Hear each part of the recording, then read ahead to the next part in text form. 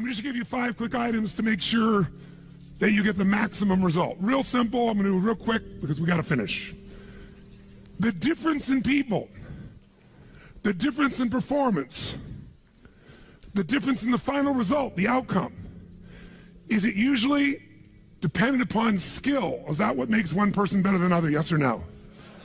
How many have seen someone with unbelievable innate skill get wiped out by an athlete, a person, a business individual who clearly had less skill? How many have seen this happen? Say aye. It's our ability to maximize. We said on day 1, leaders are what transform organizations. You want to grow this company, you want to transform this company, leaders do it. A leader doesn't mean everybody else follows you. It just means that you have a higher what? A higher standard than anybody else does. What'll make you the leader is when you have a higher expectation, not of other people. Anybody can do that. Of whom? Of yourself. So if you want to know what does it take to take things to the highest level, what's going to take to change my business permanently, not temporary, you can go home and you can install some of these strategies, skills, tactics, tools, insights, and see a significant change. But if that change is going to be a lasting company of value that keeps growing, then the things you've learned here have to become the standard for your organization, not something you did for a period of time. Whenever you look at somebody and say, why are they more successful than anybody else? It's always because of step 1, they've raised their standard.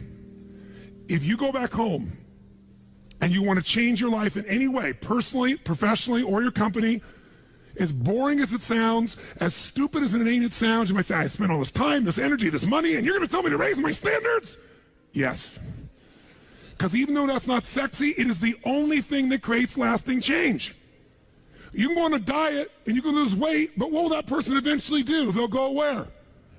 Back, unless they raise their standard. Now that sounds so trite and stupid and positive thinky or old school, but the truth is it's the truth. So maybe I can language it in a way that's more compelling to you or more simple. What does it mean when we say raise our standards? It means you turn your shoulds into musts. The difference in people is that they turn their shoulds into musts. The things that you used to say I should do, you do your shoulds when it's convenient, when it's comfortable, when it goes your way. But when something is a must, not to other people, but a must to you, do you find the way to get it done, yes or no? So the difference in people is what's their must, or another word for that is what's their standard. Every person in this room right now, our bodies are a reflection of our physical standards. They are not a reflection of our desires. Most people have a desire for more energy or a better body or a stronger body or a more fit body. We don't get our goals, we get our musts. The ones that are the musts become how you are. And guess what? It shows up in your rituals. When it's a must, you have different rituals, different things you do consistently when you must have your body a certain way than you should or you'd like to or you ought to. How many thought I'm talking about here? Say aye. So whether we want it or not, the only way to change your body long term is change what the must is for you. Now, I'm not telling you what it should be. Who the hell am I? I'm just saying maybe it's time for you to take a look. Because many times you set the standard a long time ago, or you lost the standard completely because most of us base our standards by our environment. Who you spend time with is who you tend to become. So if everybody around you is gaining a little weight, or everybody around you is, constantly tired, after a while, even if you had high energy, you don't want to make fun of them or tease them or make them feel bad. So gradually, subconsciously, you lower your own standard just a little bit. And that little bit is that old metaphor, overused but true. You take a frog and put him in boiling water, what's it going to do? Jump right out. But if you put him in and turn the water up real slowly, over time, it'll boil to death. That's most people's lives, isn't it? And it's usually because you haven't remembered the power of who you spend time with. Who you spend time with is who you become. So one of the things that's great about this 5 days is you found people from all over the world who are all absolutely committed to go day and night, night and day, literally, sometimes with food, sometimes without, but whose standard was, I am here to maximize who I am, what I'm about, what I'm going to take home, what I'm going to create. That raises your game. Remember, play against somebody you're better than, your skill's going to go down. Play against somebody better than you, just to stay on the court, the game has to go up. Want to change your life? Raise your standard. Want to Raise your standard the most, get around where it's better. Surround yourself with people playing the game much higher than you are. So just to be around them, your game has to rise. That's part of what we try to do. When we come into a company, we create that by raising the standard amongst them. Or you got to do it by yourself, but you got to do it. How many agree with me on this? Say I. And it starts with whom? It starts with us. So raise the standard. I remember when I met Michael Jordan for the first time, and it was while he was still with the Bulls. And I asked him, I got a chance to do some coaching, a bunch of people, and I think I introduced him because of this. And I said, Michael, I said, how is it you do this? I mean, you're the best that's ever lived at this stage. Got to ask the same question of Wayne Gretzky. And interesting, Wayne Gretzky, I had read someplace and he gave me the same answer. I asked him the same thing. You're not the fastest. You're not the strongest. You're not, you don't, how is it you're the great one when you're not the fastest, the strongest, the quickest? And he said, well, Tony, I appreciate the compliment, but he said, I think one of my advantages is most people skate to where the puck is and I skate to where the puck is going. The power of what? Anticipation. He knows the pattern. With Jordan, his standard was, I asked him, he said, Tony, everybody, I said, what makes you the best? Is it natural ability? Is it talent? Is it skill? Is it God-given? Is it strategy? What is it? He said, Tony, I think I can say this to you without it sounding like hyperbole. He said, I have got unbelievable natural skills. But he said, study my history and you'll know why I am who I am. I did not make the high school varsity team when I was a sophomore in school. High school, I got cut. He said, I had a lot of natural talent, but the greatest gift of my life was a coach who said, you're not on the team. And I looked at him, I laughed at him. I said, you got to put me on the team. I'm the most talented guy out there. He said, no, you're not. He said, you have a lot of natural talent, but you have no heart, no absolute commitment, no real drive. You're not on my team. And it just crushed him. And finally he negotiated and he said, look, you want to be on my team next year? Simple. Meet me every morning before school for a one-on-one practice, and I'll take this raw talent and I'll teach you discipline. I'll show you how to raise your standard. And if you show up the whole year, I'll guarantee you a spot next year. And if you don't, probably the same outcome's going to happen when you try out next year. He couldn't believe it. And guess what? Most people don't know. Michael Jordan got up every morning and drilled and drilled and drilled and didn't get to be on the team. And next year he was on the team, and he was not only good, he was great. Guess when his career exploded? When he lost again, championship to Detroit.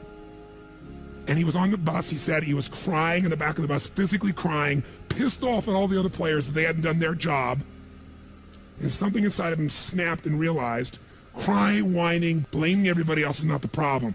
I need to raise my, because he realized that's what did it for him originally. And you know what he did that year? He lifted weights like never in his entire life. He decided he was going to dominate every person, every floor, every place, every spot in the country. He's going to be stronger than anybody. He practiced like he'd never practiced in his life. And oh, by the way, he won how many NBA championships? How many in a row? 3. Retired, came back and won how many in a row? 3. Never anybody in history would even dream of such a thing, especially after retirement. That's the power of raising your standard. But guess who he competes with? Michael told me one time, he goes, Tony, if I competed with other people, I wouldn't be who I am. He said, my competition is with the best I can be. They're trying to compete with me. That's why I beat them. Because they're competing with where I am. But I'm competing with where I can be. Think about that mindset. Think how your life would be different if you raised the standard of what you expected from yourself, not your people, yourself, to that level. How things could shift. It's all about changing your shoulds to musts. It's all about going back and saying, this is how it's going to be. It's like when Gary Vee was here and guys were saying, man, I'm working so hard, man. I work from 9 to 6. He goes, yeah, what are you doing from 8 to 2? 8 p.m. to 2 a.m. That's when you master your craft. I always say to people, it's what you practice in private that you'll be rewarded for in public. People say, oh my God, you have this great ability, this great skill. They didn't see all the hours. This class, this course, I know tons of the stuff like the back of my hand. But if you talk to my team who's exhausted, they'll tell you we're up to 4 a.m. almost every night. To be able to figure out how to provide for you a life cycle and get it to be real so you can think about Nike and give you accurate information about when did they really get to young adult, when they fall down. We had to make phone calls, read financials, do all kinds of stuff. We did all that stuff. We were doing all these things and we've accomplished so much, and I figured out how to make it even better. That level of commitment is what makes you great at what you do and gives you that little edge that makes you stand out from everybody else.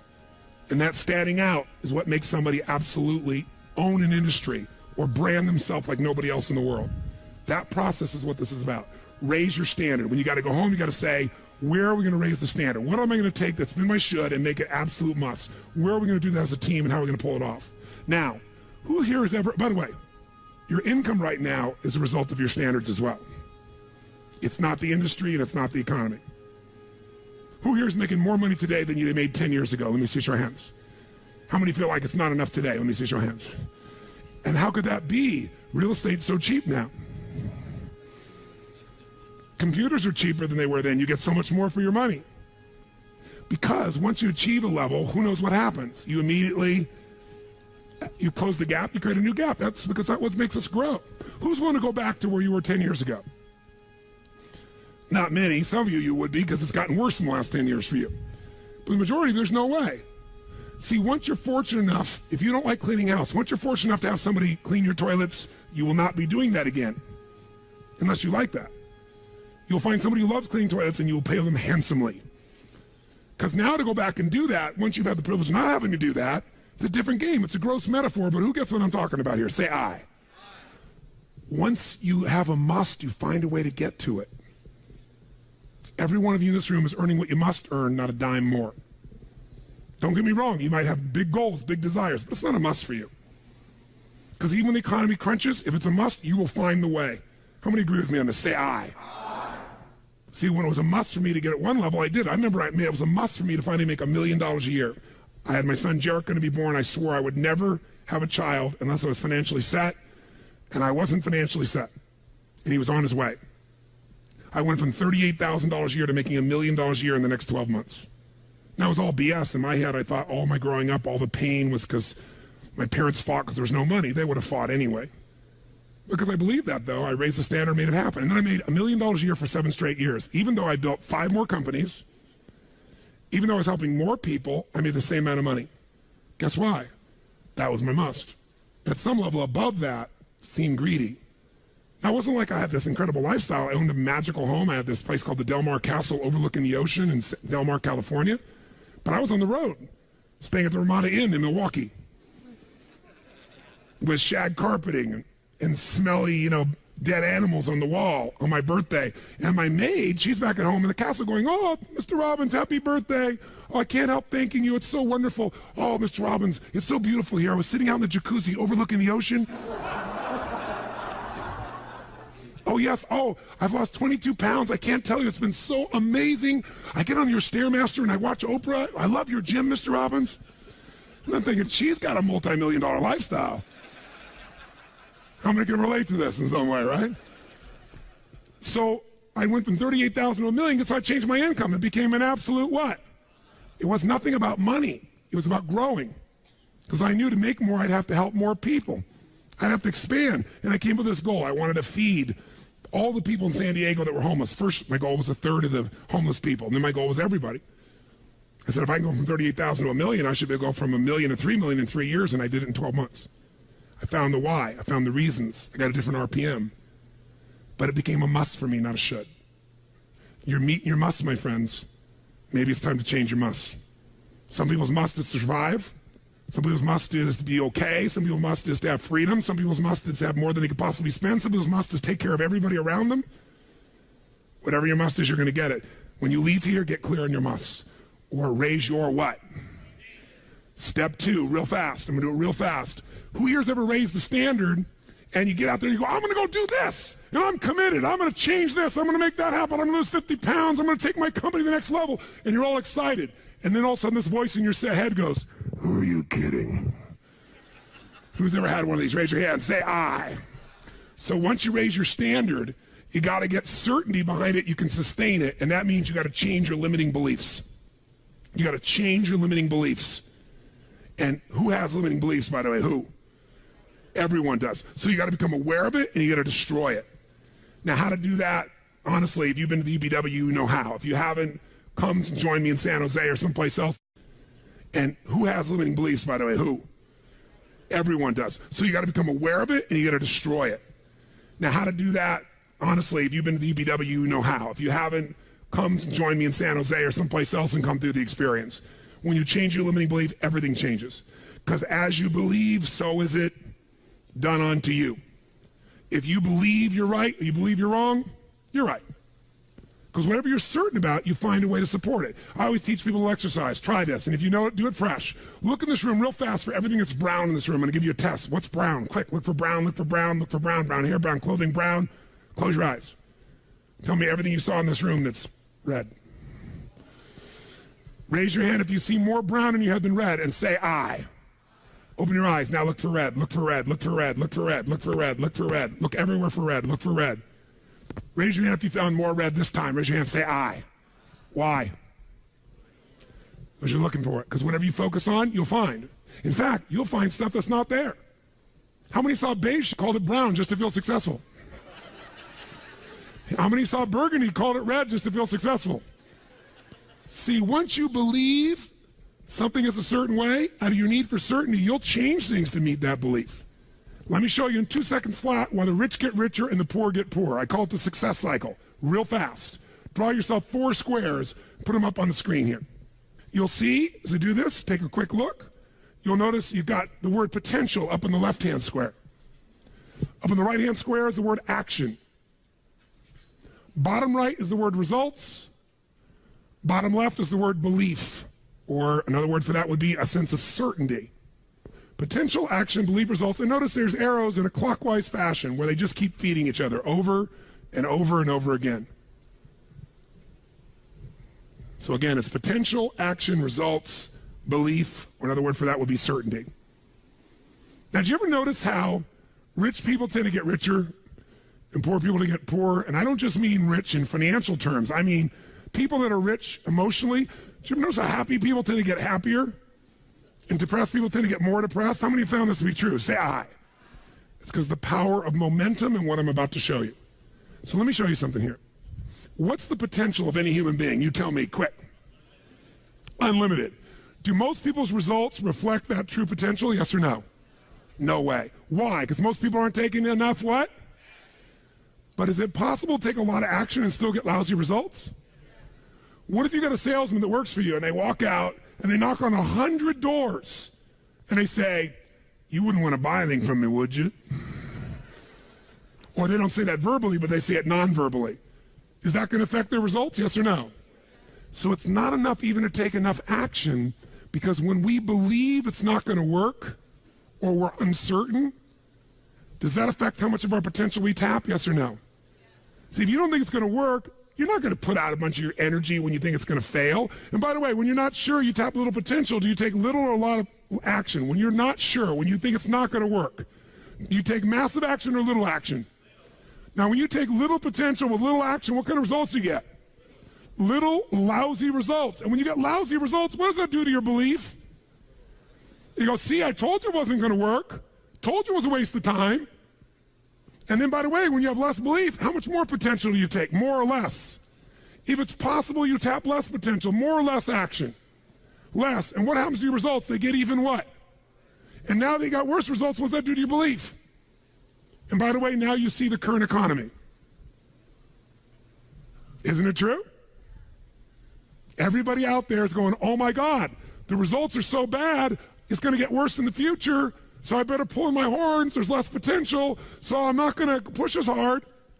I'm not going to take much action. Oh my God, I'm getting lousy results with little potential action. Oh my God, it's going to get worse. That's what creates a recession, depression, whatever you want to call it. How do you change that? By the way, can it work the opposite direction? What would happen if something inside you gave you so much certainty inside of you that you felt absolutely certain that recession was your friend?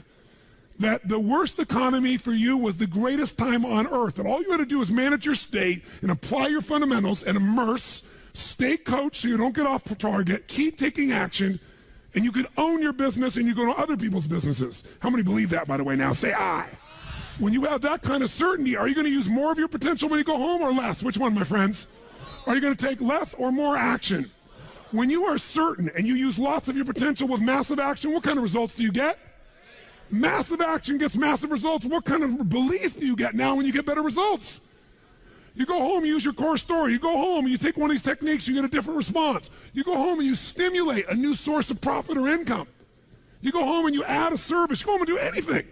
And it works. Your brain goes, yeah, it works. Now, by the way, at Home X, we went in there. Thank God we went in there because they took our stuff and it looked like it wasn't working. Do you remember that? Yes. Because some people there didn't want the change to happen. So we had to dig in and find out it was working. We knew you can't take action. You can't sow that seed and reap nothing. So we uncovered what was really going on. You're going to have to watch for the same thing, depending upon the size of your organization. But bottom line, when you get great results, belief gets stronger. Now you're totally certain. Are you going to use more or less potential, my friends? Which one? More. You're going to take even more what? Going to even greater what? Even more certainty. And now what happens to your business? Boom, boom, boom, boom, boom, boom, boom. And now you have a different momentum. And so your economy does not have to reflect the economy. You get to create your economy. You get to decide whether you freeze to death or ski or snowboard. It's winter, but you can have the best time of your life. It could be a sunny, beautiful, magical time. But what you got to do is you got to manage this process. In order to do it, you got to change your limiting beliefs. And this week has been about doing that by giving you so many tools and examples that you'd be immersed. But I promise you when you go home, all this is going to be tested. A, because all the stuff that's waiting for you after being gone for 5 days. B, all the people there you work with, their limiting beliefs, whether you have one employee or two because you're an army of one or two people, or whether you got 10,000. And so you have to be able to implement. This, by the way, is, I'm not here to sell you, bring us in if we can help. Do you think we could help? Yes or no? Yes or no? Bring us in and we'll do it. Or get your team together and find a way to make sure this momentum goes in the right direction. Make sense?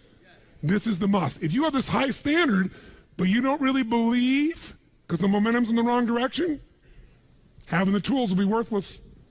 That's where certainty, that's where everything else we teach, that's what I do in my events, that's where you guys have been there before, that's what you got to bring to the table.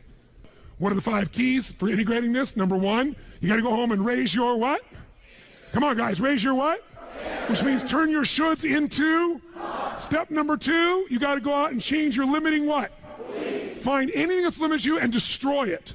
What's the fastest way to destroy it? You can do it very quickly by producing the results in your mind over and over again. Or, why do you think I get people to walk on fire? Because they think it's impossible. When they walk in this fire, mentally you might say, oh, I can do it. But when they get in front of that fire and it's 2,000 degrees burning hot coals, it gets their full attention. And suddenly they have a state change. And when you get yourself in a state where you can storm through fire, it's not about fire walking. The state you're in to get yourself to walk across fire is the metaphor for anything that used to stop you, the fire of your life. And by the way, when you cross fire and you're on the other side doing something you once thought was difficult or impossible, it's that easy, your brain goes, what else can I do that I thought was impossible?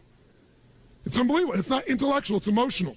Plus, after fire walking, cold calling is not a problem. You get the idea, ladies and gentlemen? All right? So what we're really talking about here is changing your beliefs. Now, here's the 3rd key. If you're going to get maximum results, you got to model what works. We brought you for 5 days and nights here, models of what works. Go back and get them. Now, here's where the challenge is. How many got tons to do in your normal list of things to do when you go home? How many got a lot to do? Say aye. How many have a lot of outcomes you got to go after? Say aye. How many have the same amount of time you had before? Say aye. So in your business, if you need something to get done, you get it done because it's an absolute what? Or you hire someone to get it done. Hire us, hire someone else, get somebody inside. But are these things you're going home with musts or shoulds? Which one? Do whatever it takes. You say, I don't have the money. You don't have the money not to. Forget us. Hire somebody as an individual who knows what they're doing and put them in there. Leverage yourself. The only way you're going to get the game bigger is by taking a little bit of what, my friends? Risk, but that means get yourself some resources. Be resourceful enough to get the resources. What's great about this? What is this opening? What is this creating? What's possible? What have I not seen? This is going to make me see. What have I learned from this? What can I learn from this? What am I willing to do to still have it the way I want it? That's the 4th step. You intensify, and you innovate. And then there's the final 5th step. And that 5th step's really simple, my friends. And that is step up and give. Step up and give more than anyone else could possibly expect. The ultimate transformation happens when you stop trying to get and you start to give. Whenever you're at your best, you're giving. I remember so vividly driving in my car, my Volkswagen Bug, and I was struggling, and I was 19 years old. I was driving on a freeway in San Gabriel Valley, the 210 freeway, I'll never forget. And it's midnight, and I'm frustrated. I felt like I tried everything, and I had these big hits, like the one you just saw, and nothing was going my way, and I was frustrated, and I kept thinking, how come I'm not getting what I want? And all of a sudden, it just hit me on the freeway. I pulled over the side. It was almost midnight, no cars really around, grabbed my journal, and I wrote, and I still have the journal to this day from when I was 19 years old, full page, and I wrote, "The secret to living is giving." And I realized why I wasn't doing well. Because I all focused about what I wasn't getting. I was not focused on what I was not giving. And the whole game changed.